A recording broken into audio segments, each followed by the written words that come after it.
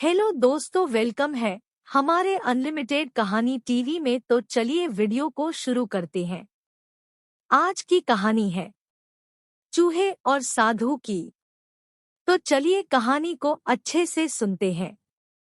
Home महिलरोपियम नामक एक दक्षिणी शहर के पास भगवान शिव का एक मंदिर था।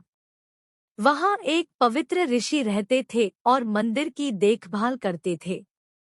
वे भिक्षा के लिए शहर में हर रोज जाते थे और भोजन के लिए शाम को वापस आते थे। वे अपनी आवश्यकता से अधिक एकत्र कर लेते थे और बाकी का बर्तन में डालकर गरीब मजदूरों में बांट देते थे, जो बदले में मंदिर की सफाई करते थे और उसे सजावट का काम किया करते थे। उसी आश्रम में एक चूहा भी अपने बिल में रहता था और हर रोज कटोरे में से कुछ न कुछ भोजन चुरा लेता था। जब साधु को एहसास हुआ कि एक चूहा भोजन चोरी करता है, तो उन्होंने इसे रोकने के लिए सभी तरह की कोशिशें की। उन्होंने कटोरे को काफी ऊंचाई पर रखा ताकि चूहा वहां तक पहुंच न सके, और यहाँ तक कि एक छड़ी के साथ चूहे को मार भगाने की भी कोशिश की, लेकिन चूहा किसी भी तरह कटोरे तक पहुंचने का रास्ता ढूंढ लेता और कुछ भोजन चुरा लेता था। एक दिन एक भिक्षुक मंदिर की यात्रा करने के लिए आए थे, लेकिन साधु का ध्यान तो चूहे को डंडे से मारने में था और वे भिक्षुक से मिल भी नहीं पाए। इसे अपना अपमान समझ भिक्षुक क्रोधित होकर बोले, आपके आश्रम में फिर कभी नहीं आऊंगा, क्योंकि लगता है मुझसे बात करने के अलावा आपको अन्य काम ज्यादा महत्वपूर्ण लग रहा है।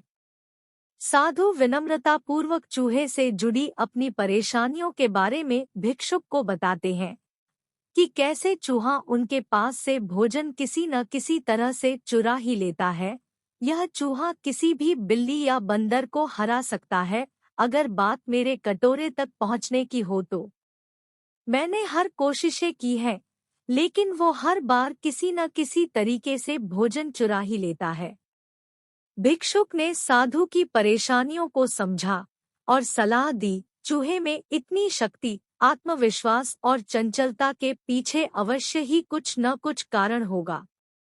मुझे यकीन है कि इसने बहुत सारा भोजन जमा कर रखा होगा और यही कारण है कि चूहा अपने आप को बड़ा महसूस करता है और इसी से उसे ऊंचा कूदने की शक्ति मिलती है। चूहा जानता है कि उसके पास कुछ खोने के लिए नहीं है, इसलिए वो डरता नहीं है। इस प्रकार साधु और भिक्षुक निष्कर्ष निकालते हैं कि अगर वे चूहे के बिल तक पहुंचने में सफल होते हैं, तो वे चूहे के भोजन के भंडार तक पहुंचने में सक्षम हो जाएंगे। उन्होंने फैसला किया कि अगली सुबह वो चूहे का पीछा करेंगे और उसके बिल तक पहुंच जाएंगे। अगली सुबह वो चूहे का पीछा करते हैं और उसके बिल के प्रवेश द्वार तक पहुंच जाते हैं। जब वो खुदाई शुरू करते हैं, तो देखते हैं कि चूहे ने अनाज का एक विशाल भंडार बना रखा है। फौरन ही साधु ने सारा चुराया गया भोजन एकत्र करके मंदिर में लिवा ले जाते हैं।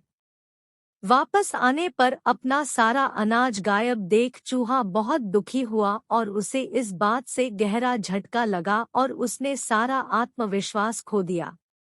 अब चूहे के पास भोजन का भंडार नहीं था, फिर भी उसने फैसला किया कि वो फिर से रात को कटोरे से भोजन चुराएगा। लेकिन जब उसने कटोरे तक पहुंचने की कोशिश की, तब वह धड़ाम से नीच गिर गया और उसे यह एहसास हुआ कि अब न तो उसके पर शक्ति है और न ही आत्मविश्वास। उसी समय साधु ने भी छड़ी से उस पर हमला किया।